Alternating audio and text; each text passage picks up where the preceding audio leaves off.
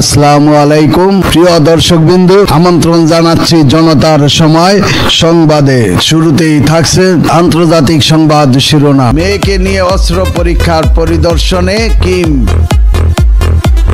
উত্তর কোরিয়ার সর্বোচ্চ নেতা কিম জং উন নৌবাহিনীর জাহাজগুলোকে দ্রুত পারমাণবিক অস্ত্রে সজ্জিত করার নির্দেশ দিয়েছেন।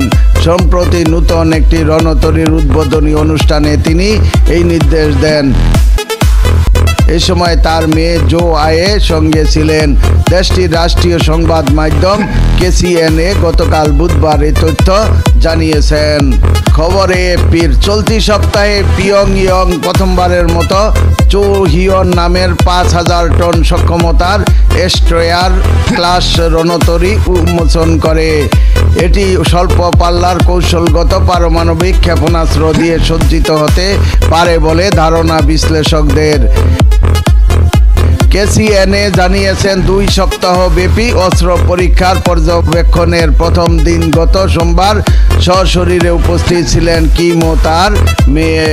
পরে তিনি নৌবাহিনীর জাহাজকে পারমাণবিক অস্ত্রে সজ্জিত করার বিষয়ে কাজের নির্দেশনা দেন।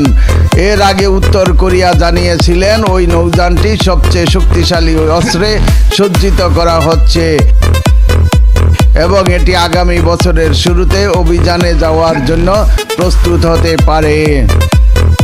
বিশেষজ্ঞদের মতে রণতরীর আকার বিচারে এতে জাহাজ থেকে ভূপৃষ্ঠে এবং জাহাজ থেকে আকাশে উভয় ধরনের ক্ষেপণাস্ত্র থাকতে পারে, অর্থাৎ আকাশে হামলা প্রতিহত করার পাশাপাশি স্থল হামলা বা অন্য জাহাজের বিরুদ্ধে হামলা চালাতে পারবে এটি। প্রিয় দর্শকবৃন্দু, আজকের প্রতিবেদন এই পর্যন্তই শেষ করছি। আমি মনসুর রহমান পাশা, জনতার সময় টিভি। আল্লাহ হাফেজ।